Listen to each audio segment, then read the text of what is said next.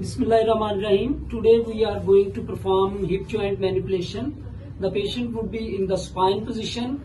We will hold the left leg from this above the ankle joint in this position. At the hip joint there would be flexion about 30 degree and abduction about 30 degree.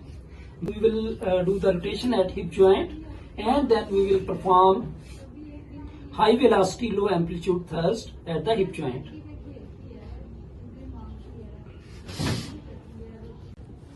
If the patient is having knee joint problem or knee osteoarthritis, then we will perform this hip joint manipulation in this manner. Just flex the knee and hold the thigh above the knee joint, and then at the hip joint there would be abduction at about 30 degree and flexion at the hip joint about 30 degree. Then we will apply a high velocity low amplitude thrust. You will keep in mind one thing: if the patient is having hip joint osteoarthritis or hip joint pain, then we will not perform this manipulation.